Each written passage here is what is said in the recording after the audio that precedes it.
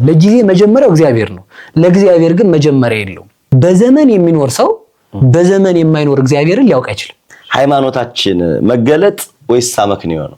ሃይማኖታችን መገለጥ ከሆነ አብ ወልድ መንፈስ ቅዱስ ለምን ሶስት አምላክ አይባሉም? ለምሳሌ ወሶበይ ንሰግድ ለሰለስቱ አማልክት አላ ንሰግድ ለአሐዱ አምላክ ዘውእቶሙ አብ ወልድ መንፈስ ቅዱስ ነው የሚለው። እመቤታችን ቅድስተ ቅዱሳን ድንግል ማርያም የወለደችው መለኮትን ነው ወይስ ሰውን? ድንግል ማርያም መለኮትን ብቻ የወለደች ሳይሆን መለኮትን በስጋ የወለደች ናት። አብ ወልድን ከወለደው እንዴት አባቱ አይቀድመውም ይላሉ። እግዚአብሔር ሰው ሆነ ስንል ማጋራት ነው ይሉናል። ማጋራት አይደለም። ሰው ሆነ ያልነው የነበረው እግዚአብሔር ተወለደ ነው ያልነው። ሶስት አካል አንድ አምላክ ስንል ሶስት አምላክ በሉ እንጂ ማን ተሰቀለ ስንል መለኮት በስጋ ተሰቀለ፣ ማን ሞተ ስንል መለኮት በስጋ ሞተ እያልን መሄድ እንችላለን። ወልድ አምላክ ባይሆን ኖሮ በፍጡር ስም ተጠምቆ መዳን አይቻልም። ወልድ አምላክ ስለሆነ ምን አላቸው? በአብ በወልድ በመንፈስ ቅዱስ ስም እያጠመቃችሁ ደቀ መዝሙሬ አርጓቸው። እናት ከሆኑ ድንግል መሆን አይቻልም። ድንግል ከሆኑ እናት መሆን አይቻልም። ወተት ካስገኙ ድንግል መሆን አይቻልም። ድንግል ከሆኑ ወተት ማስገኘት አይቻልም። ይሄ ልጄ ነው እንጂ ያለው እነዚህ ልጆች ናቸው ወይንም በዚህ ላይ ያደረው ልጄ ነው እንዳላለ ይሄ ልጄ ነው ያለው ማንን ነው? በልብ የማይታሰብ ቃል የሆነ እንደሌለ ሁሉ ያላዛር መዳን ባንተ ልብነት የታሰበ በኔ ቃልነት የተመከረ ነው። ታምራቱን ለመለኮት ሰጠ፣ መራብን መጠማትን መድከምን ለስጋ ሰጠ። መናገራችን እንደስተት ይቆጠራል፣ ለክደት ይቆጠራል። ከሰማይ የወረደ የተባለው ስጋ አካላዊ ቃልን ሲዋድ ከሰማይ ወረደ መባልን ቻለ። ስጋ በመለኮት ባህር ከፈለ፣ ስጋ በመለኮት በባህር ላይ ሄደ ብለንስ በኔ በኩል ነው እንጂ ከኔ በቀር ወደ አብ ሊመጣ የሚችል የለም ማለት መለኮት ስጋን ከተዋሃደ በኋላ አብሮ ሙታል ያስብላ። ኢየሱስ ክርስቶስ እንደ ሰውነቱ ተማረ፣ እንደ አምላክነቱ ደግሞ መምህሩን ጠየቀ። ስጋን አካላዊ ቃል ስጋን ሲዋሃድ ስጋ ለወልድ አንድ አምላክ ሶስት አካል ብሎ ያወቀ የለም። እግዚአብሔር ሞተ ካለ አንድ ሰው የእግዚአብሔር ገዳይ ይባላል እሱ ራሱ ማለት ነው። ሥላሴ በአምላክነት አንድ ናቸው፣ በአምላክነት አንድ ናቸው፣ በአካል ግን ሶስት ናቸው። ይሄ ምን ጊዜም ይቀጥላል። ሥላሴ በአካል ሳይጠቀለሉ ሶስት ናቸው፣ በአምላክነት ሳይከፈሉ ደግሞ አንድ ናቸው። ከትንሣኤ በኋላ ብርሃንን ለብሶ ቢገለጥ አስቀድሞ ብርሃኑን ለሐዋርያት ባይገልጥ ኖሮ በተቀበለው መከራ ከበረ በተባለ ነበር። ቀዳማዊነት ከኔ ጋር እኩል የሆነ ከኔ ጋር እኩል ቀዳማዊ የሆነ በባህሪ የሚተካከለኝ እኩል ከኔ ጋር መንግስት ያለው የምወደው ለመስዋዕትነት ለተዋህዶ የመረጥኩት ልጅ እርሱ ነው። መለኮትም ሰውም አይባልም። እግዚአብሔርን ያወቅንባቸው መስመሮች አሉ። አንደኛው እንበለ ዘር መጸነሱ የባህሪ አምላክ መሆኑን ያጠይቅለታል። በባህሪ የወለደው አብ ነው በእግዚአብሔርነቱ። ለወልድ ደግሞ ድንግል ማርያም የባህሪ እናቱ ናት ማለት ስጋን የነሳ ከሷ ነው። እንደ ሰው ሲተኛ ግን በዚያን ሰዓት ላይ ባንቀላፋበት ሰዓት ግን ዓለማትን እየጠበቀ ነበር የነበረው። ከምድር ስጋን ስለተዋሃደ ከሰማይ ከወረደው በቀር የተባለ ቃል ነው። ወደ ሰማይ የወጣ የለም። ከሰማይ ወረደ የተባለው ስጋ ቃልን ሲዋሃድ የቃል ቀዳማዊነቱ ሲሆን ከሰማይ ወረደ ተባለ። ቃል ደግሞ መውረድ መውጣት የለበትም። የእግዚአብሔር ቤተሰቦች ይህ የዋካ ብርሃን ሚዲያ ነው። ዋካ ብርሃን ሚዲያን ላይክ፣ ሼር፣ ሰብስክራይብ እንድታደርጉ በዚህ አጋጣሚ በፍቅር ጠይቃለሁ።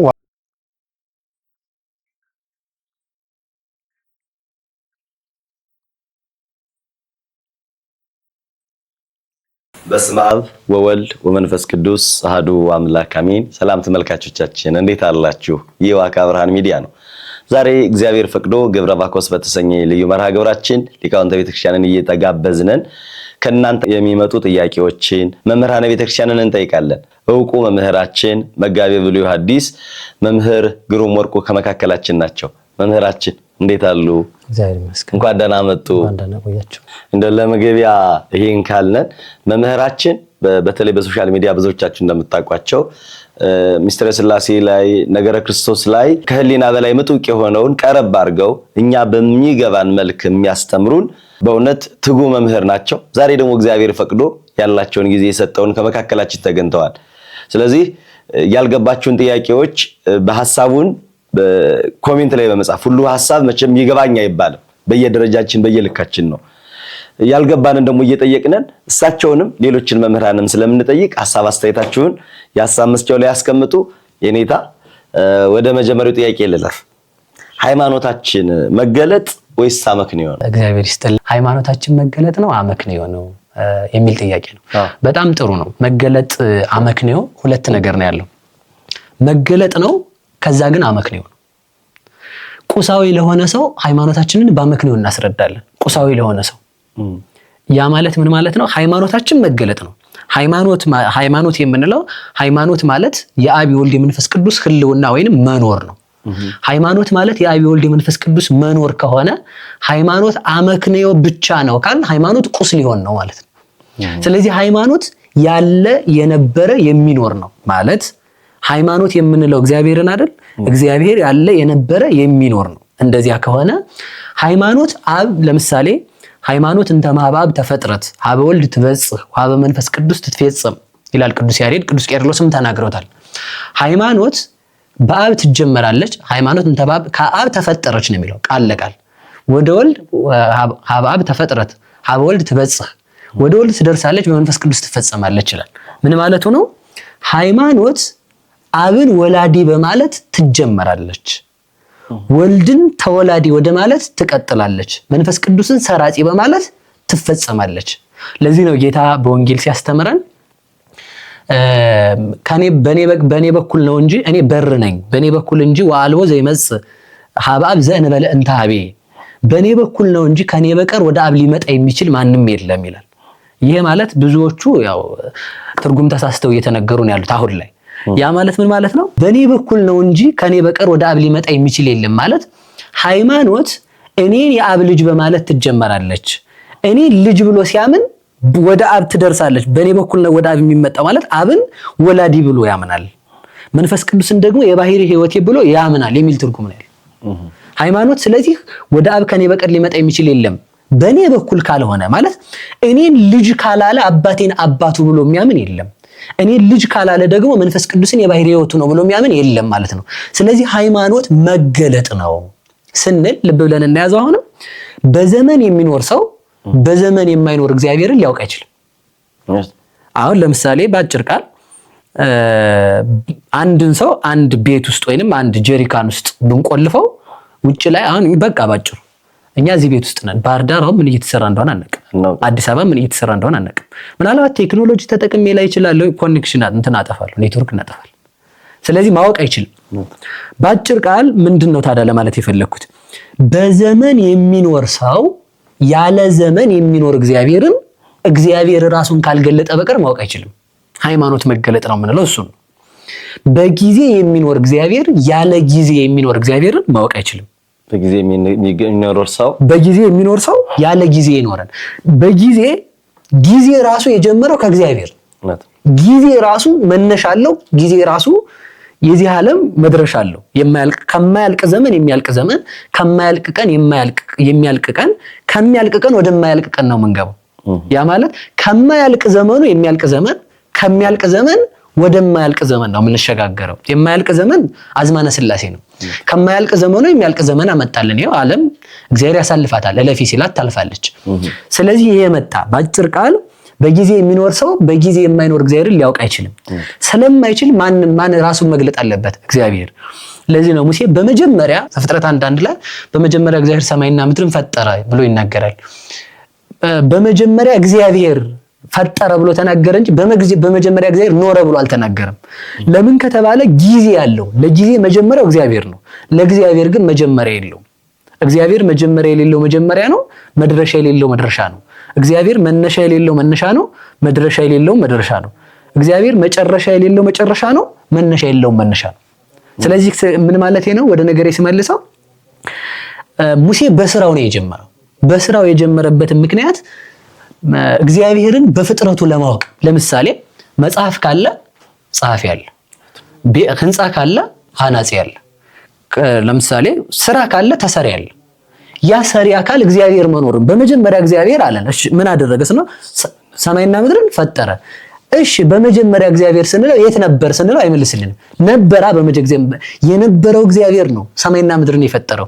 ያ መጀመሪያ ያቺ ቅጽበት ወይንም ያቺ ዓለም የተፈጠረባት ቅጽበት ወይንም ያቺ ሰከንድ የጀመረችው በመጀመሪያ ነው። የጀመረችው ግን መጀመሪያ በሌለው በእግዚአብሔር ነው። ስለዚህ ያ መጀመሪያ የሌለውን እግዚአብሔር ለማወቅ አይቻልም። ስለዚህ መጀመሪያ የነበረው እግዚአብሔር ራሱን ሲገልጥልን ነው አወቅ ነው የምንለው። ለምሳሌ አብ ሃይማኖታችን አብ ወልድ መንፈስ ቅዱስ ነው። አብ ወልድ መንፈስ ቅዱስ አንድ አምላክ ሶስት አካል ነው። ከዚህ ጋርም ብዙ ጊዜ የሚነሳ ጥያቄ አለ። ማጋራት የሚባል ሶስት አካል አንድ አምላክ ስንል ሶስት አምላክ በሉ እንጂ አጋራችሁ የሚሉ አይነት ሰዎች ይነሳሉ። ይሄን ስናነሳ ሁሉ ማለት ነው ሃይማኖት የአብ የወልድ የመንፈስ ቅዱስ መኖር ነው። ሃይማኖታችን እሱ ነው። ሃይማኖታችን ደግሞ የአብ የወልድ የመንፈስ ቅዱስ መገለጥ ነው። እንደዚያ ከሆነ አሁን እኛ ይሄን መገለጡን በምን እናውቃለን የሚል ጥያቄ ሲነሳ ዮሐንስ ወንጌል ምዕራፍ 1 ላይ ራሱ ባለቤቱ ይነግረናል። ለእግዚአብሔርስ አልቦ ዘርዮ ግሙራ አላ ወልድ ዋህድ ዘሃሎ ውስተ ተጽናቡ ነገረና። እግዚአብሔርን በባህሪው የሚያውቀው አይቶት የሚያውቅ ማንም የለም። በአባቱ እሪና ወይንም እቅፍ የሚኖር እርሱ ተረከ ወይንም ነገረን ይላል። ያ ማለት ምን ማለት ነው? ሃይማኖታችን መገለጥ ከሆነ ያንን መገለጥ የምናውቀው በእግዚአብሔር መገለጥ። ለምሳሌ አንድ ሐሳብ እናንሳ። እግዚአብሔር አብ እግዚአብሔር ወልድን ያለ ዘመን አብ አባት ነው፣ ያለ ዘመን ወልድ ልጅ ነው፣ ያለ ዘመን መንፈስ ቅዱስ ሕይወት ነው። አብ ያለ ዘመን ወልድን ወለደ፣ ያለ ዘመን መንፈስ ቅዱስን አሰረጸ። ያለ ዘመን የወለደን አብ ያለ ዘመን የተወለደን ወልድን ያለ ዘመን የሰረጸ መንፈስ ቅዱስን በዘመን የሚኖር ሰው ካልተገለጠ ማወቅ አይችልም። የአብ ያለ ጊዜ ወልድን ወለደ፣ ያለ ጊዜ መንፈስ ቅዱስን አሰረጸ። በዘመን በጊዜ የሚኖር ሰው ያለ ዘመን የወለደ አብን ያለ ዘመን የተወለደ ወልድን ያለ ዘመን የሰረጸ መንፈስ ቅዱስን ማወቅ አይችልም። ስለዚህ ምን ያስፈልጋል? መገለጥ ነው የምንለው እሱን ነው። አብ ያለ ዘመን ያለ ጊዜ ወልድን ወለደው። ወልድ ያለ ዘመን ያለ ጊዜ ከአብ ተወለደ። መንፈስ ቅዱስ ያለ ዘመን ያለ ጊዜ ከአብ ሰረጸ።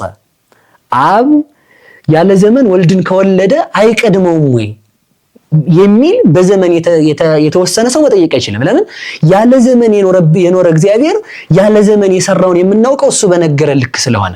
ስለዚህ ምንድነው ሃይማኖታችን መገለጥ ነው ስንል አብ ያለ ዘመን ወልድን ወለደው፣ ወልድ ያለ ዘመን ከአብ ተወለደ፣ መንፈስ ቅዱስ ያለ ዘመን ከአብ ሰረጸ ስንል እነዚህ እንዴት ይሆናል ልንል አንችልም። አንድ አምላክ አለ፣ ሶስት አካል አለ። ሃይማኖት የምንለው እሱን ስለሆነ አንድ አምላክ ስንል ለምሳሌ ሐሳብ ማንሳት እንችላለን። እርሱ በቃ ምንም ሌላ ጋር መሄድ ያስፈልገኝ። እርሱ አሁን እሱ ላይ ተቀምጠዋል። ነፍስዎት ነው የተቀመጠው፣ ሐሳብዎት ነው የተቀመጠው፣ ቃልዎት ነው የተቀመጠው፣ ሐሳብዎት ነው፣ ልብዎት ነው የተቀመጠው። ሲቀመጡ ማን ነው ቀድሞ የተቀመጠው? አሉ ሁሉም አለው፣ አንድ ላይ ሁሉም አሉ። አንድን ሰው ንጉስ ነው ብለን ስንሰግድለት ወይንም ስናመሰግነው ቃሉን ነው የምናመሰግነው፣ ህይወቱን ነው የምናመሰግነው፣ ልቡን ነው የምናመሰግነው። ሶስት ነገር ያለው አንድ ሰው አለ። አንድ ሰው የሆነ ሶስት ነገር ያለው አንድ ሰው አለ። ስለዚህ እኔ ራሳችን ሰው የተባለ ፍጥረት በራሱ ልብነቱን ማነው ህይወቱን አካሉን ዕውቀቱን ማነው ህይወቱን አካሉን ልቡን ቃሉን ልቡን እስትንፋሱን ያለ መቀደም አንድ ጊዜ ነው የሚገኘው።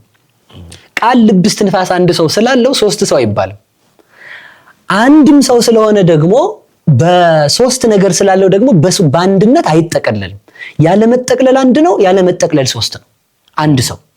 ስለዚህ እንደዚያ እንደሆነ ሁሉ ሥላሴ በአምላክነት አንድ ናቸው፣ በአምላክነት አንድ ናቸው፣ በአካል ግን ሶስት ናቸው። ይሄ ምን ጊዜም ይቀጥላል። ለምን ቢባል ፍጥረታት እንኳን በአካል ሶስት መሆን ይችላሉ። በከዊን ሶስት መሆን ይችላሉ፣ በአካል ደግሞ አንድ መሆን ይችላሉ። ስለዚህ ፍጥረታት ሶስት ሲሆኑ አንድ ሲሆኑ ሶስት መሆን ከቻሉ ሥላሴ ደግሞ ከፍጥረታት ሕግ በላይ ናቸው። በፍጥረታት ሕግ ቀመር ልክ አናስባቸው። ስለዚህ በአጭር ቃል ሃይማኖታችን መገለጥ ነው የሚለውን ሐሳብ ያዝን። ሃይማኖታችን መገለጥ ከሆነ አብ ወልድ መንፈስ ቅዱስ ለምን ሶስት አምላክ አይባሉም? ለምሳሌ ወሶበይ ንሰግድ ለሰለስቱ አማልክት አላ ንሰግድ ለአሐዱ አምላክ ዘውእቶሙ አብ ወልድ መንፈስ ቅዱስ ነው የሚለው ሃይማኖተ አበው ሊቁ ሲናገር። ለሶስት አምላክ አንሰግድም፣ ለአንድ አምላክ እንሰግዳለን እንጂ እሊህም አብ ወልድ መንፈስ ቅዱስ ናቸው። ባለቤቱም የማቴዎስ ወንጌል ምዕራፍ 28 ላይ ሲናገር ቁጥር 20 ላይ ወንዘ ታጠምቀዎሙ በሉ በስመ አብ ወወልድ ወመንፈስ ቅዱስ አለን። በአብ በወልድ በመንፈስ ቅዱስ ስም አጥምቋቸዋል። አብ ወልድ መንፈስ ቅዱስም ከዛ አሐዱ አምላክ ነው፣ አንድ አምላክ አለ። ሙሴም ስማ እስራኤል አሐዱ ውእቱ እግዚአብሔር አምላክከ፣ እስራኤል ወይ ስማ እግዚአብሔር አምላክ አንድ ነው ብሎ ተናግሯል። ስለዚህ አብ ወልድ መንፈስ ቅዱስ በአካል ሶስት ናቸው፣ በመለኮት ግን አንድ ናቸው። ይሄ ታዲያ መገለጥ ይባላል። አሁን ይሄ የመገለጥ ዕውቀት ነው። ለአንድ ሰው እንዲህ ብለን እንነግረዋለን። ሥላሴ በአካል በስም በግብር ሶስት አለው። ሶስት አለን። በባህሪ በመለኮት በፈቃድ አንድ አለ። እንዴት ይሆናል የሚል ሰው ይነሳል። ሲነሳ ምን እናመጣለን? ያንን የማይረዳንን እንዲረዳን አመክንዮ እናደርግለታለን። አሁን ነው መገለጡን በአመክንዮ የምናስረዳበት ማለት ነው። ይሄን ጊዜ ምን ብለን እናስረዳለን? ለምሳሌ እሳት፣ ብርሃን፣ ብርሃን፣ ሙቀት፣ አካል ስንት ነው? አንድ። ስለዚህ ስንት እሳት ነው? ሶስት ነገር ያለው አንድ ነገር ያለው አንድ እሳት በሶስት ከወይን የተገለጠ ማለት ነው። ስለዚህ እንደዚሁ ሁሉ አንድ እግዚአብሔር ሶስት አካል ያለው ሶስት አምላክ ሳይሆን አንድ እሳት ብለህ እንደምትጠራው አንድ አምላክ ብለህ እመን። ይሄ አመክንዮ ለሚጠቅሱ ሰዎች አመክንዮ ጠቅሰን እናስረዳለን እና በምሳሌ ማስተማር ወይንም በአመክንዮ ማስረዳት የመጣው ለቁሳዊ ነገር በዚያው በሚገባው ምሳሌ ተመስሎ እንዲረዳው ነው። ስለዚህ ከዚህ የተነሳ ሶስት አካል አንድ እግዚአብሔር ያንን ለመረዳት ምን እናደርጋለን? በሰው አምሳል እናስረዳለን። አንድ ሰው ሶስት አንድ ሐሳብን ሶስት ሰዎች ቢያስቡት ስንት ሐሳብ ነው? ሐሳብ አንድ ነው። በስንት ሰዎች ታስቧል? በሶስት ሰዎች የታሰበ ስንት? አንድ ሐሳብ። አንድ ሐሳብ በሶስት ሰዎች ሶስት ሰዎች አንድ ሐሳብን እያሰቡ ምሳሌው ህጹጽ ሊሆን ይችላል የሚጎደሎ ማለት ነው። ግን በአጭር ቃሉ ሶስት ሰዎች የሚያስቡት አንድ ሐሳብ ነው። ሶስት ሰዎች በአካል የተለያዩ ሶስት ሰዎች የሚያስቡት አንድ ሐሳብ በሶስት አካል ያንን አካል ሲያስቡት ያለ መገፋፋት በሶስቱም ሐሳብ ልሆኖ ይኖራል። ያለ መገፋፋት ለምሳሌ እኔ የማስበውን እርሶ ስለሚያስቡት እርሶ የሚያስቡትን እኔ ስለማስበው ከእርሶ ወጥቶ ተጠቅልሎ በእኔ ልብ ብቻ አይሆንም። ከኔ ልብ ብቻ ተጠቅልሎ በእርሶ ሐሳብ አይሆንም። ሐሳቦት የኔን ሐሳብ ሳይጫን ያ ሐሳብ በልቦት መቀመጥ ይችላል። ያ ሐሳብ ደግሞ ከእርሶ ልብ ሳይወጣ የኔም ሐሳብ ሳይገድበው በእኔ ልብ መኖር ይችላል። አንድ እግዚአብሔር በመለኮት አንድ የሆነ በመንግስት በመለኮት በስልጣን ባገዛዝ አንድ የሆነ እግዚአብሔር በአካል ሶስት የሆነ እግዚአብሔር አለን። ፍጥረታት እንኳን አንድን ሐሳብ ማሰብ ሲችሉ ሳይጠቀለል ማሰብ እንደሚችሉ ከሶስቱ አካል አንዱ አካል ስጋን ስለተዋሃደ ስጋ ለስላሴ አራተኛ ለወልድ ሁለተኛ አልሆነም፣ ተዋህዶታልና ስጋን አካላዊ ቃል ስጋን ሲዋሃድ ስጋ ለወልድ ሁለተኛ ለስላሴ አራተኛ አልሆነም፣ ተዋህደው አንድ አካል አንድ ባህሪ አድርጎታልና ከዚህ የተነሳ ምን ብለን እንናገራለን? ሃይማኖታችን መገለጥ ነው። መገለጡ አመክንዮ ነው። መገለጡን በጥቅስ ስናስረዳ እንዲህ ብለን ማስረዳት እንችላለን። የማቴዎስ ወንጌል ምዕራፍ 3 ቁጥር 17 ላይ አንድ ቃል አለ። ጌታችን መድኃኒታችን ኢየሱስ ክርስቶስ ሲጠመቅ ወንዝ ተርኅወ ሰማይ፣ ከዚህ በኋላ ሰማይ ተከፈተ ይላል። በሰማይ መከፈት የለም። ብዙ ጊዜ እንደምንናገረው ምስጢር ተገለጠ ነው። ሰማይ ተከፈተ፣ ከዚያም በኋላ ምን ታየ ይላል? አብ ከደመና ሆኖ ዝንቱ ተወልደ ዘአፈቅሮ ሎቱ ስምዖ አለ። ስለዚህ አብን ሄደን አይደለም ያየነው፣ ተገልጦ አብ ልጄ ነው ስሙት አለ። ወልድ ደግሞ ሲያስተምር አቡ የፈነወኒ ወአነ ተፈነውኩ፣ አባቴ ላከኝ እኔ ተላኩ አለ። በወልድ አብን አወቅ ነው። ወልድ በስጋ ተገልጦ ወልድ በስጋ ከመገለጡ የተነሳ አብ በደመና ሆኖ መሰከረ። ወልድ በስጋ ከመገለጡ የተነሳ መንፈስ ቅዱስ በአምሳለ ርግብ ወርዶ ከወልድ ራስ ላይ ተቀመጠ። ሊቃውንቱ ይሄን ሲያራቅቁት እንዲህ ይላሉ። ርግብ ሌሊት 10 ሰዓት ጌታችን መድኃኒታችን ኢየሱስ ክርስቶስ የተጠመቀው ከሌሊቱ 10 ሰዓት ነው እና ያቺ የወረደችው ርግብ ናት ብለው ከአዲያን እንዳይሰነጥቁ ሌሊት አደረገባቸው። በሌሊት 10 ሰዓት ላይ ርግብ ከእንቅልፏ እንኳን አትነሳም። እንቅልፋም ናት፣ 10 ሰዓት ላይ አትነቃም ማለት ነው። መንፈስ ቅዱስ መሆኑን አወቅ ነው። ስለዚህ ወርዶ መንፈስ ቅዱስ አብ ልጄ ነው ብሎ ሲመሰክር ወልድ መንፈስ ቅዱስ ደግሞ ወርዶ ምን አለ? ለእኔ ደግሞ ቃሌ ነው የባህሪ ሕይወቱ ነኝ ብሎ መሰከረ። ያ የወረደው መንፈስ ቅዱስ ርግብ በዮርዳኖስ እንዳሉ ውሃ ውስጥ እንዳሉ አይደለም የወረደው። ከዮርዳኖስ ወጣ ሲሉ ዮሐንስ መለየት ሲጀምር ነው። ለምን ቢባል ህዝቡ ዮሐንስ ብሎ ያቢ ወሚመ ክርስቶስ አሉ። ዮሐንስ ነው የሚበልጥ ክርስቶስ ሲሉ የሚበልጥማ የዮሐንስ ፈጣሪ እርሱ ነው ለማለት መንፈስ ቅዱስ እንደጣት ለመጠቆም በወልድ ላይ ወረደ። ስለዚህ ምንድነው ለማለት የፈለግነው? ሃይማኖታችን መገለጥ ነው። ያ መገለጡ ደግሞ ሃይማኖት የምንለው የአብ ወልድ ያንን የአብ ወልድ መንፈስ ቅዱስ መኖር ደግሞ ሄደን አይተን አረጋግጠን አይደለም የመጣ ነው። እግዚአብሔር ራሱን ካልገለጠ እግዚአብሔርን ሊያውቀው የሚችል የለም። ምክንያቱም እግዚአብሔር ከፍጥረታት ሁሉ በላይ ነው። እግዚአብሔር መዋዕየ ሕሊና ነው የሚባለው። ወአንተ ታረምሞ ለድምፀ ማይበላ ብሏል ቅዱስ ዳዊት። የባህርን ሞገዷን ጸጥ የምታረጋት አንተ ነህ። ባህር የተባለ ልብ ነው፣ ሞገድ የተባለ ሐሳብ ነው። እግዚአብሔር ልብን እንኳን በልብ እንኳን መታሰቡ ልብ ራሱ እግዚአብሔርን አስቦ ይደክመዋል። ለዚህ ነው አባ ሕርያቆስ ወደ ሰማይ እግዚአብሔርን ለመመርመር ወጣሁ አለ። ይፈቅድ ወሶበይ ይፈቅድልኝና የብጻቢው ወደ ላይ ለመመርመር ቢወጣ ወደ ላይ ከፍ አለ። ወደዚያ ለመውጣት ሞከርኩ። ከዛ በኋላ ምንድነው ያለ? ይስእን ወይ ገባ በዘትካትላው ይሁ ልመርምር ብሎ ሊመረምረው ቢሞክር ይስእን ወይ ገባ በዘትካትላው ይኋላ እግዚአብሔርን ወደ አለማወቅ ይመለሳል። ሊቃውንቱም አስረግጠውታል። ለሊከ ብከ አንጦላይከ ወለሊከ ብከ ተከደንከ ስውር ብከ እበይከ አልቦ ዘይጠይቀከ ወለሊከ ተአምር ርሰከ። አንተ ራስክን በራስህ ትሸፍናለህ። የዚህ ዓለም ነገስታት እንገለጥ ሲሉ ዳስ ጥለው ድንኳን አስተክለው በዚያ ላይ ይገለጣሉ። መብራት አብርተው ከፍ ብለው ይታያሉ። አንተ ግን ልገለጥ ባልክ ጊዜ የምትፈልገው የለህም። ልሰወር ባልክ ጊዜ መጋረጃ አያስፈልግህም። ራስህን በራስህ ትሰውራለህ፣ ራስህን በራስህ ትገልጣለህ ብለው ተናገሩለት። እግዚአብሔር ራሱን በራሱ ይገልጣል። ቅዱስ ጳውሎስም እንዲህ ብሏል፣ እግዚአብሔር ማንም በማይቀርበው ብርሃን ተሰውሮ ይኖራል።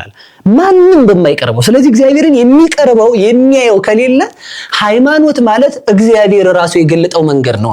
እግዚአብሔር ራሱ የገለጠው መንገድም ከሆነ እኛ እግዚአብሔርን አወቅነው ወይንም እኛ ትክክል ነን ብለን ስንናገር እግዚአብሔርን የገለጠልን የተቀበልን ስለሆነ ነን። ይኸው በዮርዳኖስ ተገልጦ አየነው። በዮርዳኖስ ተገልጦ አየነው ማለት እሱ ሲጠመቅ አብ ልጄ ነው ብሎ መሰከረ። አብ ልጄ ነው ብሎ ሲመሰክር መንፈስ ቅዱስ የባህሪ ሕይወቴ ነው ብሎ መሰከረ። እሱ ደግሞ አባቴ ላከኝ ብሎ መሰከረ። አብኒ ሰማይተ ወልድ ወመንፈስ ቅዱስ ወልድኒ ሰማይተ አብ ወወልድ ወመንፈስ ቅዱስኒ ሰማይተ አብ ወመንፈስ ቅዱስኒ ሰማይተ አብ ወወልድ ይላል። አብ የወልድ ምስክር ነው ምን ብሎ? ልጄ ነው ብሎ። ወልድ የአብ ምስክር ነው ምን ብሎ? አባቴ ነው ብሎ። መንፈስ ቅዱስ የአብና የወልድ ምስክር ነው።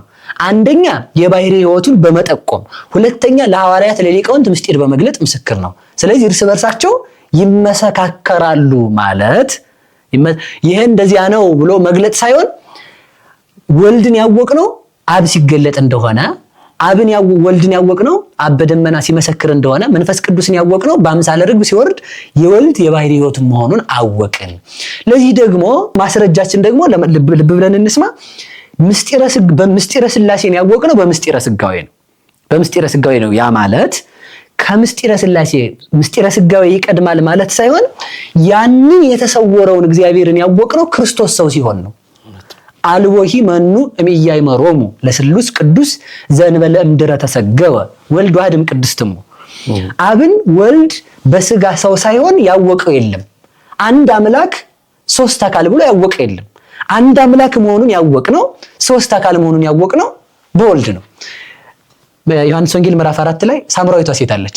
ለሷም ሄዶ ጌታችን መድኃኒታችን ኢየሱስ ክርስቶስ እያስተማራት በነበረበት ሰዓት እናንተ ስግደት በኢየሩሳሌም ብቻ ነው ትላላችሁ፣ ከዚህ በኋላ ግን እግዚአብሔር መንፈስ ነውና በሁሉ ቦታ ይሰገድላታል ብሎ አስተምሯል ጌታ ራሱ። ይህንን ይዞ ቅዱስ ወግሪስ የተባለ አባት ሲናገር ምን ይላል? ክርስቶስን ከሳምራዊቷ ሴት ጋር ስታገኘው እርሱ ከአብ ጋር ስግደት በሁሉ ቦታ የሚሰገድለት አምላክ መሆኑን እወቅና ስገድለት። ሳምራዊቷ ሴት ጋር ስትሄድ የምታገኘው ለክርስቶስ በሁሉ ቦታ እንደሚሰገድለት ነው። ለምን? ክርስቶስ እግዚአብሔር በሁሉ ቦታ የመላ ስለሆነ ብሎ ይናገራል። እና ከዚህ የተነሳ ሃይማኖታችን መገለጥ ነው። አንደኛ የማቴዎስ ወንጌል ምዕራፍ 3 ማስረጃችን ነው። ሁለተኛ የቅዱስ ማቴዎስ ወንጌል አሁንም ምዕራፍ 17 ላይ ደቀ መዛሙርቱን ይዟቸው ወደ ተራራ ወጥቷል። ከወጣ በኋላ በነገራችን ላይ ሁለት ነገር አለ እዚህ ጋር። ሁለት ነገር ምንድነው? አንደኛ ክርስቶስ ከመሞቱ በኋላ አይደለም ብርሃኑን የገለጠው። ለምን ቢባል ሰማዕታት ከሞቱ በኋላ ነው ክብራቸው የሚገለጠው። ክርስቶስ ግን ስጋን ሰውን ሊያከብር ክቡር መሆኑን ለማሳየት ክርስቶስ ከትንሣኤ በኋላ ብርሃንን ለብሶ ቢገለጥ አስቀድሞ ብርሃኑን ለሐዋርያት ባይገልጥ ኖሮ በተቀበለው መከራ ከበረ በተባለ ነበር። በተቀበለው መከራ ከበረ እንዳይባል አስቀድሞ ክቡረ ባህሪ ነኝ ለማለት ብርሃኑን ለሐዋርያት ገለጠላቸው። አንዱ ምስጢር ይሄ ነው። ሁለተኛው ምስጢር ክርስቶስን እንዳንዳንድ ሰዎች ዛሬ እንደሚነሱ እንዳንዳንድ ሰዎች ከነቢያት እንዳንዱ ነው ብለው አስበው ነበር። ከነቢያት ከኤልያስ እንዳንዱ ምናምን ብለው ስላሰቡ ሶስት ነገርን ለማስረዳት ሶስት ነገርን ከዛ ይዟቸው ወጣ። ደብረ ታቦር ላይ ብርሃኑን ገለጠ። ብርሃነ መለኮቱን ሲገልጥ የዛን ጊዜ ኤልያስ መጣ፣ ሙሴ መጣ። ሁለቱም እዚያ ላይ ብዙ ምክንያት አለ፣ አልተረጎሙም። እሱን ሊቃውንት እንዳስቀመጡት እንደ ትርጓሜው ነው የፈለኳትን ብቻ ልናገር። ከነቢያት እንዳንዱ ነው ነብይ ነው ብለውት ነበርና እንደ ኤልያስ ነው ብለውት ነበርና ኤልያስን አመጣ። ኤልያስ መጥቶ ደግሞ ምንድነው ያለው? እግዚአ ኤልያስ ይበሉ እንጂ እኔ ኤልያስን ጌታ ለማለት ኤልያስን አመጣው። በኤልያስ ተመሰከረለት። አንድ ሁለተኛ እንደ ሙሴ የሙሴ አምላክ ነውና አንደኛ ቃል ኪዳን ስለገባለት ሙሴን አመጣ። ሙሴን ያመጣበትን ምክንያት የሙሴ ጌታ ነኝ ለማለት ነው። ሁለተኛው ምስጢር ደናግልም ባለትዳሮችም ደናግላንም የሚወርሷት መንግስተ ሰማይ አሰራሁ ለማለት ነው። ሁለተኛው ምስጢር በዚያ ላይ አብ በደመና ሆኖ ልጅን ስሙት ማለቱ ደግሞ የኤልያስ ጌታ ነኝ ሲላችሁ ኤልያስን አትበሉት፣ የሙሴ ጌታ ነኝ ሲላችሁ እግዚአ ሙሴ በሉት።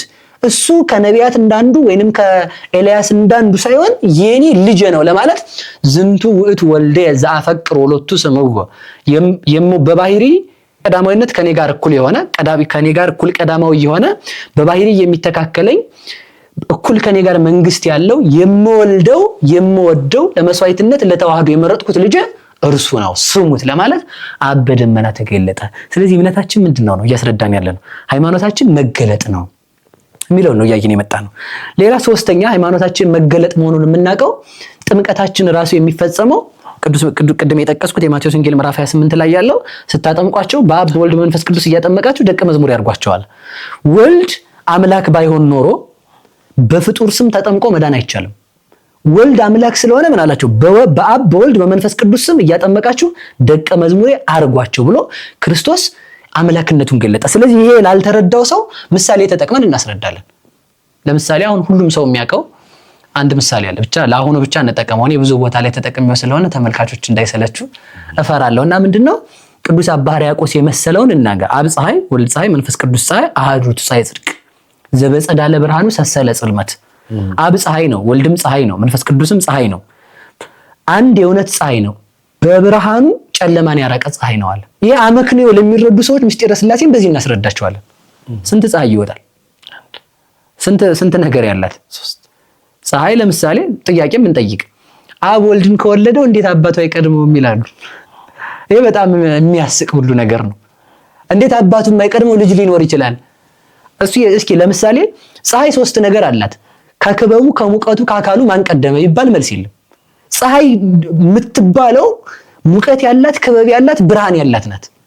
እንደዚህ ሁሉ አብ ወልድን አልቀደመውም። ለምን? የፀሐይ ብርሃን ከፀሐይ ሳይቀድም ከፀሐይ ጋር መኖር ከቻለ ወልድን አባቱ ሳይቀድመው ከአባቱ ጋር ኖረ ብንል ብርቅና ድንቅ አይደለም። ይሄው በአመክንዮ ማስረዳት ማለት ይሄ ነው። አንድ ፀሐይ አለ ሶስት ነገር ያለው፣ አንድ አምላክ አለ ሶስት አካል ያለው። ሶስት አካል ግን አንድ አምላክ፣ አንድ አምላክ በሶስት አካል፣ አንድ ፀሐይ በሶስት ከዊን፣ ሶስት ከዊን በአንድ ፀሐይ ማለት ነው። ስለዚህ ይሄንን ሃይማኖታችን መገለጥ ነው። መገለጡን ራሱ ገልጦልናል። ቁሳዊ ለሆኑ ሰዎች ደግሞ ምንን እናስረዳለን ማለት ነው? መገለጡን በአመክንዮ እናስረዳለን። በተለይ የእስክንድርያ ሊቃውንት ይሄንን አመስጥሮ በመናገር የሚታወቁበት ምክንያት ቁሳዊ ነገሮች ስለሆኑ፣ ቁሳዊ የሆኑ ነገሮች ሰዎች ስለመጡ ምድራዊ ሐሳብ ያላቸው ሰዎች ስላሉ በእነሱ ምሳሌ እግዚአብሔርን አስረድተው አስተምረዋል። ይሄንን ስንል አንድ የሚነሳ ነገር አለ። እሱ ምንድነው የሚነሳው? አጋሪዎች የሚል እግዚአብሔር ሰው ሆነ ስንል ማጋራት ነው ይሉናል። ማጋራት አይደለም። ሰው ሆነ ያልነው የነበረው እግዚአብሔር ተወለደ ነው ያልነው። ያን ስጋ ሄዶ ተጎራበተው ሳይሆን ያልነው መለኮት ራሱ ስጋን ነሳ። ወልድ በተለየ አካሉ ሰው ሆነ። ሰው ከሆነ ደግሞ ስንት አካል ነው? አንድ አካል አንድ ባሕሪ ነው። ስለዚህ አንድ አካል አንድ ባሕሪ ከሆነ ተዋህዶስ አይተታ ለምንታዌ ተዋህዶ ሁለትነትን አርቆ ማለት ቅድመ ተዋህዶ መለኮት የራሱ አካል አለው፣ ቅድመ ተዋህዶ ስጋ የራሱ አካል አለው። ሁለትነትን አጠፋ ማለት ስፕሪስ አረጋቸው ወይንም ተቀላቀሉ ማለት ሳይሆን ተዋሃዱ። ከዚህ በኋላ ወሶበሬኮ ለወልደ እንዘ ይገብር ተአምራተ ወመንክራተ ይታሊ ባይቲቱ ዘንተ ለስጋ ሲራብ ብታይ ስጋ ብቻ አይደለም፣ እንደገና ደግሞ የተጠሙትን ሲያጠጣ ብታይ ደግሞ መለኮት ብቻ አይደለም፣ አንድ አካል አንድ ባሕሪ ሆኗልና። ስለዚህ ማጋራት ሳይሆን እኛ ያጋራን ሳይሆን የምንናገረው አንድ አካል አንድ ባሕሪ ከሆነ መለኮት ስጋን ከተዋሃደ ሁለትነት ሳይሆን አንድነት ነው ያለው። ሆነ ነው ያለው፣ ተለወጠ ሳይሆን መለኮትም ስጋን ተዋህዷል፣ ስጋን መለኮትን ተዋህዷል። ከዚህ በኋላ ደግ ነገር ሲሰራ የመለኮት ብቻ ነው አንልም፣ የሰውነትን ስራ ሲሰራ ሰው ብቻ ነው አንልም። አንድ አካል አንድ ባሕሪ ስለሆነ ስለዚህ አናጋራም፣ አንድ አምላክ አለ። ከዚህ የተነሳ መለኮት ስጋን ሲዋሃድ ወልድ በተለየ አካሉ ሰው ሲሆን ስጋ ለወልድ ሁለተኛ ጉርብትና አልፈጠረም። ለሥላሴ ደግሞ አራተኛ አካል ጉብ ያለ አልሆነም። መለኮት ስጋን ሲዋሃድ የመለኮት ገንዘብ ለስጋ የስጋ ገንዘብ ለመለኮት ሲሆን ስጋ ወልድን ስለሆነ ወልድም ስጋን ስለተዋሃደ ምን ሆነ ማለት ነው? ሶስት አካል አንድ አምላክ ብለን እናምናለን። ሃይማኖታችን መገለጥ ነው። መገለጡን ላላመኑ ሰዎች በአመክንዮ እናስረዳለን እና ይሄ ነው። በጣም በጣም በጣም እጅጉን አድርጌ አመሰግናለሁ መምህር። ይኸው እንግዲህ እግዚአብሔር እንድናውቀው ራሱን ለፍጥረት የገለጠበት መንገድ እኛን ስለሚያውቅ ልካችን አቅማችን ስለሚያውቅ ፍጥረት እንዲያውቀው ራሱን በገለጠበት መንገድ በጣም ድንቅ አድርገው ነው የመለሱልን። ቃለ ሕይወትን ያሰማልን። ወደ ሁለተኛው ጥያቄ ለለት መምህራችን እመቤታችን ቅድስተ ቅዱሳን ድንግል ማርያም የወለደችው መለኮትን ነው ወይስ ሰውን? መለኮትም ሰውም አይባልም። መለኮት ብቻውን አይወለድም። ሰው ብቻውን ደግሞ አምላክ አይሆንም። ቅዱስ አባ ጊዮርጊስ ዘጋስጫ ክርስቶስ አምላክነቱን ከሚገልጥባቸው ነገሮች ሲናገር ምን ይላል? እንደውም ተሰምቶ የማያውቅ ነገር ትንቢተ ኢሳይያስ ምዕራፍ 7 ቁጥር 14 ላይ አንድ ቃል አለ። ወናሁ እግዚአብሔር ይሁበክሙ ትምህርተ፣ እነሆ እግዚአብሔር ምልክትን ይሰጣቸዋል። ይህችን በደንብ እንደዛ ትፈልጋለህ። እግዚአብሔር ምልክትን ይሰጣቸዋል። ወናሁ እግዚአብሔር ይሁበክሙ ትምህርተ። ከዛ ስንለው ናሁ ድንግል ትጸንስ ወትወልድ ወልደ፣ እነሆ ድንግል በድንግልና ጸንሳ ትወልዳለች አለ። ምልክቱ ምንድነው ስንለው ድንግል በድንግልና መጽነስ በድንግልና መውለድ። መለኮት ብቻውን መጸነስ አይችልም። ስጋም ብቻውን በድንግልና መወለድ አይችልም። መለኮት ብቻውን አይወለድም። መለኮት ተወለደ ካል እንዴት ሊወለድ ይችላል? መለኮት በሁሉ የመላ ስለሆነ። ድንግል ማርያም መለኮትን ብቻ የወለደች ሳይሆን መለኮትን በስጋ የወለደች ናት። ቅዱስ ቄርሎስ እንዳለ አኮ ወልደ ማርያም በመለኮቱ ዘንበለ ዳይሙ በስርዓተ ትስብእቱ። ድንግል ማርያም የወለደችው መለኮትን ብቻ ሳይሆን መለኮትን በስጋ ወለደች። ንነሰን ሰማያ ለቅድስት ድንግል ወላዲተ እግዚአብሔር በስጋ። እኛ ድንግል ማርያምን እግዚአብሔርን በስጋ የወለደች እንላታለን። እግዚአብሔርን በስጋ የወለደች ማለት እግዚአብሔር ስጋን ተዋህዶ ተወለደ ነው እንጂ እግዚአብሔር ብቻውን ተወለደ አይባልም። እግዚአብሔር መጣም ሄደም አይባልም። ለመለኮት አይነገርም። ስለዚህ እንደዚህ ከሆነ ምን ማለት ነው ከተባለ እነዚህ እግዚአብሔርን ያወቅንባቸው መስመሮች አሉ። አንደኛው እንበለ ዘር መጸነሱ የባህሪ አምላክ መሆኑን ያጠይቅለታል። እንበለ ዘር ያለ ዘር መጸነሱ፣ ሁለተኛ በድንግልና መወለዱ፣ በድንግልና መጸነሱ፣ ሶስተኛ በድንግልና መወለዱ፣ አራተኛ ምልክትነቷ የወለደችው አምላክ መሆኑ፣ አምስተኛ ምልክትነቷ ከወለደች በኋላ ሁለት ነገሮችን ይዛ መኖሯ። እናትነትንም ድንግል ሁለት የሚጣሉ ነገሮች ናቸው።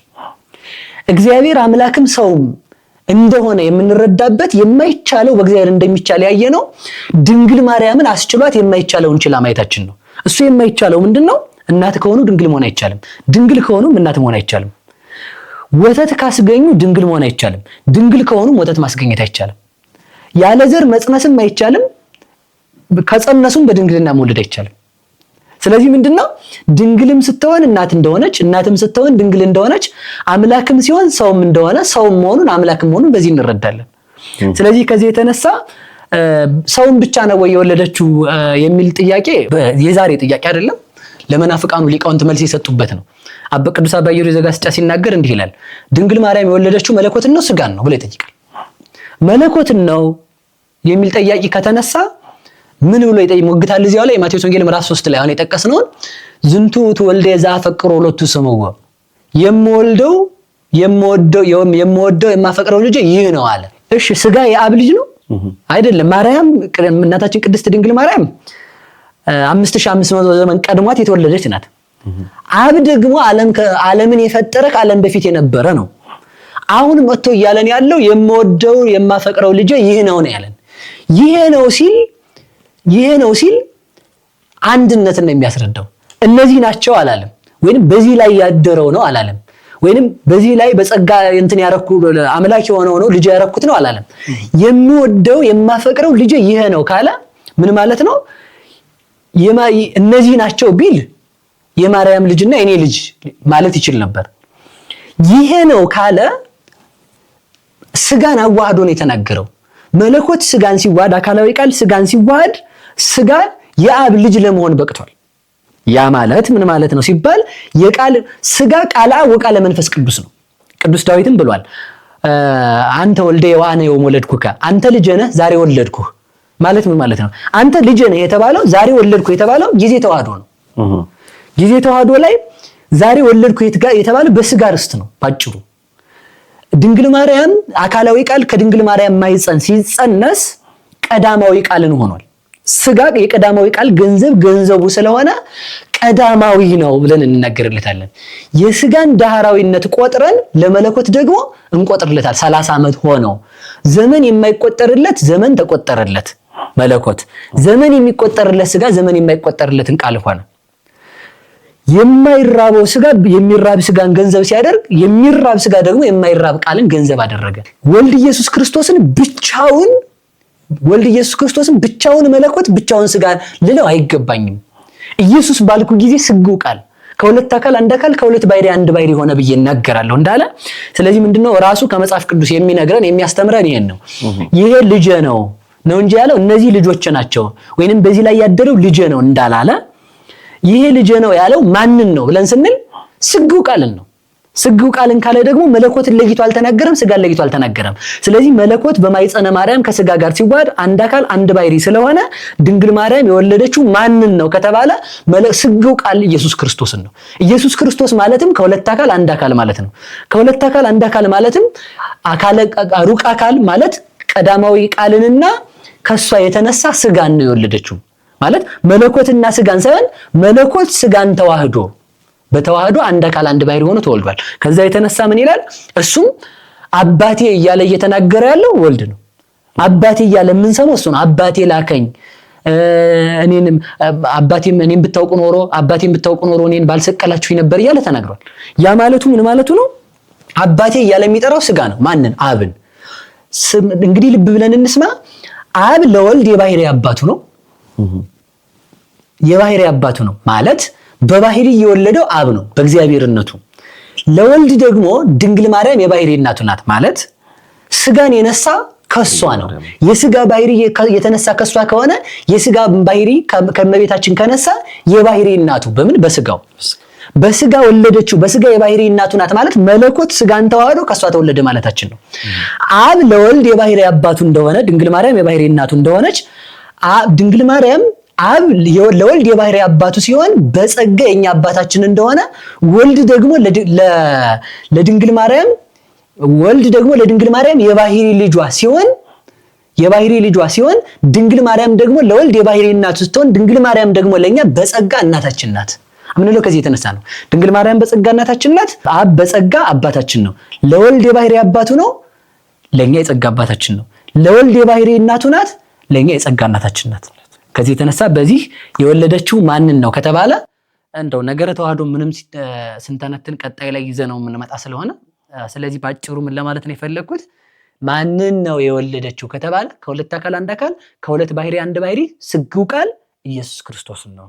ስለዚህ እንደ ማለት እንችላለን መለኮትን በስጋ ወለደችው። አሁን ማን ተሰደደ ስንል መለኮት በስጋ ተሰደደ፣ ማን ታመመ ስንል መለኮት በስጋ ታመመ፣ ማን ተሰቀለ ስንል መለኮት በስጋ ተሰቀለ፣ ማን ሞተ ስንል መለኮት በስጋ ሞተ እያልን መሄድ እንችላለን። መለኮት በስጋ ተራበ እንላለን። ርህበ ዘኢይርህብ የማይራበው ተራበ፣ የማይሞተው ሞተ፣ የማይጠማው ተጠማ፣ የማይሰደደው ተሰደደ ብለን አንድ አካል አንድ ባሕሪ ስለሆኑ እንደ ሰውነቱ ይሰደዳል፣ እንደ አምላክነቱ ደግሞ አይሰደድም ማለት ነው ተገልጦ ሲነገር። ስለዚህ በስጋ ይራባል። ማስረጃ እኮ አለን። አሁን ለምሳሌ ምንድነው ሲባል ለምሳሌ ኢየሱስ ክርስቶስ እንደ ሰውነቱ ተማረ፣ እንደ አምላክነቱ ደግሞ መምህሩን ጠየቀው። እንደ ሰውነቱ ከድንግል ማርያም ሀሊበ ድንግልናን ጠባ ተመገበ፣ እንደ አምላክነቱ ደግሞ ይመግባል። እንደ ሰውነቱ በእናቱ ማይፀን ይሳላል፣ እንደ አምላክነቱ ደግሞ ሕፃናትን በእናታቸው ማይፀን ይስላል። ስለዚህ ምንድነው ለማለት የተፈለገው እንደ ሰውነቱ ከስደት ተመልሶ ሐዋርያትን መረጠ፣ እንደ አምላክነቱ ደግሞ ከአብ ጋር አለ። እንደ ሰውነቱ ታቅፈው እናየዋለን፣ እንደ አምላክነቱ ደግሞ ዓለምን ይዟል እሱ። ስለዚህ እንደ ሰውነቱ አንቀላፋ፣ እንደ አምላክነቱ ደግሞ በማይበሉ መካከል ሁሉ ዓለምን እየጠበቀ ነው። እግዚአብሔር ካንቀላፋ እኮ ዓለምን የሚጠብቃት የለም። እግዚአብሔር ተኛ ካል ነገር ይበላሻል። በስጋው እንደ ሰውነቱ አንቀላፋ፣ ሰው ሆኗልና እንደ ሰው ይተኛል። እንደ ሰው ሲተኛ ግን በዚያን ሰዓት ላይ ባንቀላፋበት ሰዓት ግን ዓለማትን እየጠበቀ ነበር የነበረው። ለዚህ ነው እንደ ሰውነቱ ከተኛ በኋላ ሲቀሰቅሱት ተንሳ ወገሰጾሙ ለነፋሳት፣ ተነስቶ ማይበልን ነፋሳትን ጸጥ አረጋቸው። መኑ ውእቱ ዘይትዔዘዙ ሎቱ ነፋሳት፣ ነፋሳት ባይረ ማይበል ሞገድ የሚታዘዙለት ይሄ ማን ነው እያሉ የሚያደንቁት ከዛ የተነሳ ነው። ስለዚህ እንደ ሰውነቱ ተራበ፣ እንደ አምላክነቱ አጠገበ፣ እንደ ሰውነቱ ምራቅ ተፋ፣ እንደ አምላክነቱ ዓይን አበራ። እንደ ሰውነቱ ሰርግ ተጠራ፣ እንደ አምላክነቱ ወይንን ቀየረ። እንደ ሰውነቱ ጠየቀ፣ እንደ አምላክነቱ ወይፈቅድ የንግር ወግዞ ለሰብ ስመለሊው ያምሮ ለሰብ። የሰውን ማንነቱን ሊነግሩት አይገባም፣ እሱ አስቀድሞ ሰውን ያውቀዋል ብለን ተናግረናል። ስለዚህ እንደ ሰውነቱ እንደ አምላክነቱ ብለን እንናገራለን። መክፈል ግን አይደለም። አንድ አካል አንድ ባሕሪ ነው። እንደ ሰውነቱ ሲሰራ ግን እንደ አምላክነቱ ተለይቶታል ማለት አይደለም። እንደ ሰውነቱ እየሰራበት በነበረበት በዚያን ሰዓት እንደ አምላክነቱም አብሮ አለ ነው። ለምሳሌ አንድ ጥያቄ ብቻ እንጠይቀው። ሰው እውሩን አገኘው፣ እውር ሆኖ የተወለደውን ሰው ያገኘው። ከዛ በኋላ ምራቅ አፈር አነሳ። እግዚአብሔር አፈር ያነሳል? አንዱ እሱ ነው። ሁለተኛ እንትፍ አለ። እግዚአብሔር ምራቅ አለው የለውም? እሺ እንትፍ ያለውን ሰውየውን አይኑን ቀባው። ያ አይን ሄደና በመጥማቃተ ሰሊሆም ታጥቦ እያየ ተመለሰ። እሺ ምራቅ የተፋ መለኮት ወይስ መለኮት ነው ካለኝ መለኮት ምራቅ አለው ወይ ነው ጥያቄው። የለውም። ስጋ ነው ካለኝ ስጋ አይን ያበራል ወይ ነው ጥያቄው። ግልጽ ነው ንግግሬ። መለኮት ብቻ ነው ካለኝ መለኮት ምራቅ የለው። አይ ስጋ ብቻ ነው ካለኝ ደግሞ ስጋ ደግሞ እሺ እንትፍ ብሎ የሰው ምራቅ ቢቀባ አይን ያበራል ወይ? አያበራም። ስለዚህ ማን ነው ተብሎ ሲጠየቅ ስግው ቃል ኢየሱስ ክርስቶስ ነው። ይሄኛው ምራቅ የተፋ ስጋ ነው የፈወሰ መለኮት ነው አይባልም። ስግው ቃል ኢየሱስ ክርስቶስ ነው ብለን የምንናገረው ከዛ የተነሳ ነው። እና ስለዚህ ምራቅ የተፋ ማን ነው ሲባል ከሁለት አካል አንድ አካል፣ ከሁለት ባሕሪ አንድ ባሕሪ ኢየሱስ ክርስቶስ። እውሩን ያበራ ማን ነው? ትልልቅ ስራ ስናገኝ እግዚአብሔር፣ ትንንሽ ስራ ስናገኝ ደግሞ ሰው ብለን አንናገርም። ከሁለት አካል አንድ አካል እንደ ሰውነቱ የሰው ስራን ይሰራል። እንደ ሰውነቱ በሰው የሚሰራው ማለት እንደ ሰው ይጠይቃል፣ እንደ አምላክነቱ ደግሞ ያውቃል። አስቀድሞ ምን አላቸው? አልዓዛር አርክነ ኖ ወባሕቱ አህጉር ከማንቀሆ። አልዓዛር ወዳጃችን አንቀላፋ፣ አረ ይነሳል ጌታ አሉት። አይ ሞተ እኮ አላቸው። ሲላቸው አስቀድሞ ነገራቸው። አልዓዛር ሲሞት እያየ ነው ማለት ነው። እሱ እያየ ነው ያውቃል። አንቀላፋ ማለቱ ሞተ አላቸው። የዛን ጊዜ አልዓዛር ጋር ክርስቶስ የለም፣ ከደቀ መዛሙርቱ ጋር ነው። ከዛም በኋላ ምንድን ነው ያለችኝ? ወባሕቱ አህጉር ከማንቀሆ፣ ላነቃው ልቀሰቅሰው እሄዳለሁ፣ ከሙት ላስነሳው፣ በዚያ ባለመኖሬም በእናንተ ደስ ይለኛል። ለምን ቢባል ያንን ያወቀ የባሕሪ አምላክ መሆኑን እንዲያውቁ ነው። አንደኛ ይሄ ነው። ከዛ በኋላ ከሄደ በኋላ ደግሞ ምን አለ? የተቀበራችሁት አለ። መቼም መሞቱን አይቶ የተቀበረበት ስፍራ ይጠፋል ብለን አንገምትም። እሺ ደግሞ የተቀበረበት ስፍራ ጠፋ ብለን እንበልሽ። 4 ቀን የሆነውን ሬሳ አልዓዛር ናውጣ ብሎ ሰው ማሰማት ይችላል? እንደ ሰውነቱ እየተጣራ የምንሰማው ስግው ቃል ኢየሱስ ክርስቶስ ነው። እንደ አምላክነቱ ግን የሚያስነሳ ግን ራሱ ስግው ቃል ምን አላቸው መሰለህ? እዚያው ላይ ምንድነው ያላቸው? ይህንን የምናገረው እዚህ ስላሉት ሰዎች ነው እንጂ አንተስ እንደምትሰማኝ ያውቃለሁ አለ እኮ። ያ ማለት ምን ማለት ነው? በአንተ ልብነት ያልታሰበ በልብ የማይታሰብ ቃል የሆነ እንደሌለ ሁሉ የአልዓዛር መዳን በአንተ ልብነት የታሰበ በእኔ ቃልነት የተመከረ ነው ለማለት ይህን ተናገረ። ስለዚህ አልዓዛር እንደሞተ ብሎ የተናገረ ማን ነው ሲባል መለኮት አይባልም፣ ስግው ቃል ነው። ሄዶ ደግሞ የት ነው አልዓዛር የተቀበረው ያለ ደግሞ ስጋ ነው አይባልም፣ አውቋል። አንድ ነገር ትዝ አለኝ። ቅዱስ አባ ጊዮርጊስ ዘጋስጫ ታሞ በነበረበት ሰዓት አንድ መናፍቅ ተነስቶ ያንቀላፋ ማን ነው እያለ እየጠየቀ በጣም አስቸገረና የሚረታው ጠፋ። ያንቀላፋ ስጋ ነው ወይንስ መለኮት ነው እያለ ማለት ነው። ይህን ጥያቄ ሲያነሳ ቅዱስ አባ ጊዮርጊስ ዘጋስጫ ታሞ ተኝቶ ነበር። አንድ ነገር ትዝ አለኝ። ቅዱስ አባ ጊዮርጊስ ዘጋስጫ ታሞ በነበረበት ሰዓት አንድ መናፍቅ ተነስቶ በዚያን ሰዓት ላይ አባ ጊዮርጊስ ዘጋስጫ የሚረታው ሲጠፋ መናፍቁን በአልጋ እንደታመመ ሆኖ መጣ። በአልጋ ይዘውት መጡ። ከዛም በኋላ አልጋው ላይ እንደተኛ ጥያቄህን ጠይቅ እስኪ ተባለ። ያንቀላፋ ማን ነው አለ።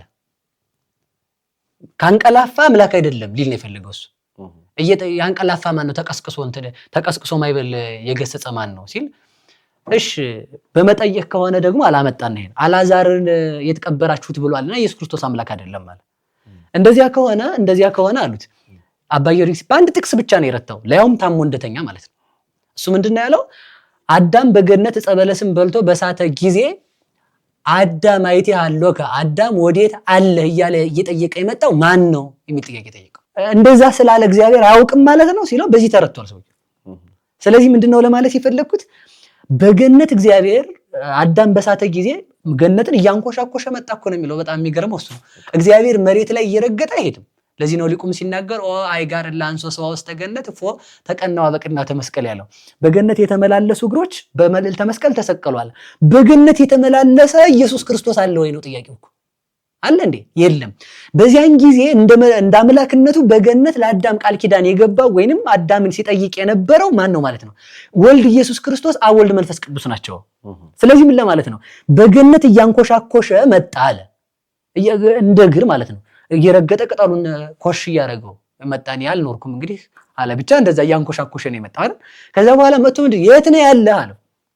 ሲቆርጥም ሲበላም እግዚአብሔር ያውቃል፣ አብሮት አለ። እግዚአብሔር ምሉ ስለሆነ በሁሉ አለ። እንደዚያ ከሆነ ምን አደረክ የት ነው ያለህ ብሎ የጠየቀው ጠፍቶት ነው የሚል ጥያቄ ሲነሳ ምን ብለው ነው የተረጎሙት? አልዓዛርን አላዋቂ ስጋን ተዋህጀ አድናለሁ ሲል ነው። ያ ቃል ኪዳን አዳምን የሚጠይቅ ስጋን ተዋህጀ አድናለሁ ሲል ነው። በስፋት እናየዋለን ቀጣይ። ስለዚህ ምንድነው ለማለት የፈለኩት? አልዓዛርን የተቀበራችሁት ሲል አላዋቂ ሆኖ ሳይሆን አላ ከመያሃብ መካናተ ለጥንተ ትስብእቱ ሰው መሆኑን ያስረዳ ዘንድ አልዓዛርን የት ቀበራችሁት እያለ ጠየቅ። እንደዚያ መጠየቁ የምንድን ነው ማለት ነው? የፈቃድ ነው። ለምን? አዋቂ መለኮት ከስጋ ጋር ስለተዋሃደ ሲጠይቅ ምን ማለት ነው ማለት ነው? እያወቀ ይጠይቃል። ለምን? አዋቂ መለኮት ከስጋ ጋር ተዋህዷልና። ስለዚህ እየጠየቀ ሄደ። እንደ ሰውነቱ እንደ አምላክነቱ ደግሞ አልዓዛርን ከመቃብር አስወጣ።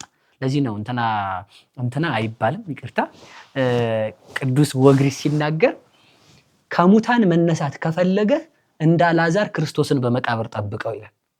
መቃብር የተባለው መቃብር ነው፣ ምንም ጥያቄ የለውም። የፈረሰ የነበረውን አልዓዛርን ክርስቶስ መቃብር ላይ ሄዶ ጠርቶ እንዳስነሳው እንደቀሰቀሰው በሃይማኖት ክርስቲያኖች ስንቀበር እንደዚህ ወደ ምስራቅ እንደዚህ ሆነን ነው የምንቀበረው። ክርስቶስን መምጣቱን እየጠበቅን ነው። በህይወት ካለን ሰዎች እንደው ሙታን ይሻላል። ለምን? በህይወት ያለን ሰዎች ኃጢአት እየሰራን ኃጢአት እንጨምራለን። ሙታን ክርስቶስን ብቻ በመጠበቅ ይኖራሉና ማለት ነው።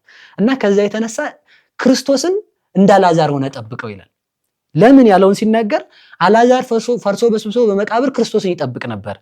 ያ የሚጠብቀው ክርስቶስ በመቃብር ሄዶ የሚሸተውን መዓዛ በሚጥም መዓዛ፣ የፈረሰውን አካል በማይፈርስ አካል፣ ዝም ያለውን አንደበት በሚናገር አንደበት፣ የማይንቀሳቀስ እጅግርን የሚንቀሳቀስ አድርጎ ከመቃብር ጠራው። ያቺ መቃብር ቤተክርስቲያን ናት። ቤተክርስቲያን የምንቀበርባት መቃብራችን ናት። ከዚያም በኋላ ክርስቶስ ከሙታን ያስነሳላል። አልዓዛርን ከሞት እንዳስነሳው ለኛም ትንሣኤን ይሰጠናል። አልዓዛርን ካስነሳው በኋላ እንዳልተወው ለራት በጎኑ እንዳስቀመጠው አንተንም ከሙታን ካስነሳ በኋላ በመንግስተ ሰማያት ሕያው ሆነ እንድትኖር ሕያውነትን ያሳትፋል። በስጋውና በደሙ ሕያውነትን ሰጥቶ በመንግስተ ሰማያት ያኖርሃል። የዚያን ጊዜ ከእጁ ያበረከተውን ህብስት ለመቀበል እጅህን ዘርጋ አለ።